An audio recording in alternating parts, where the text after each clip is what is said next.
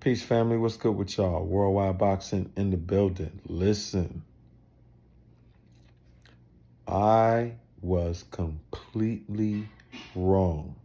I did not see how Terrence Crawford could go up 2 weight classes and actually beat a Hall of Famer. It just was not in the radar. The last time I watched somebody do this was when I was way younger, and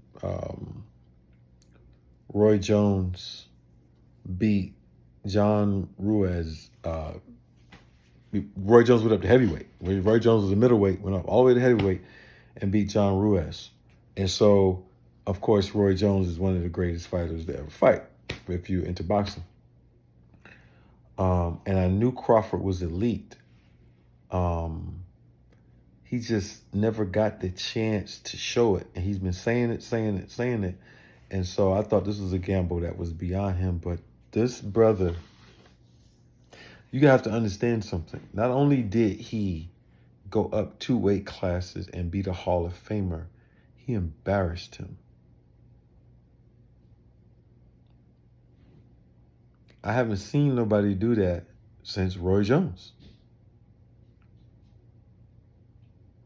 And so I'm thinking through boxing history, even modern boxing history, to see who had that type of performance under those types of... Did y'all see how they had the mariachi music playing and they only had the Mexican music playing? It was like a whole seance. And Crawford, after round 3, got into his groove, bruh. He was in the flow state and he had the whole stadium quiet. I ain't never seen nothing like that. Even Roy Jones doing it was nothing like this. Because Canelo, y'all need to understand, even after this loss, Canelo Alvarez is a bad mug. Regardless of what you want to say, yeah, he on steroids. Most of these people on steroids or whatever. He did steroids before. Canelo was disarmed by the only one who could do that to him. I don't think there's anybody else in boxing besides maybe Benavidez that could do that to Canelo. Shit, Dimitri Bivol did not even do that to Canelo. Dimitri Bivol beat Canelo, but at 175 pounds, he could not embarrass Canelo like this, bro. So all I'm saying is, Terrence Crawford, I know the conversation is going to come up about all-time greats. I don't care what y'all say, man. And I might say I'm stretching it, but he's my 3rd greatest fighter of all time now, behind Sugar Ray Robinson and Muhammad Ali. And let me say something. If he wants to, he could go to 160 or 154, maybe 160 comfortably, and become undisputed.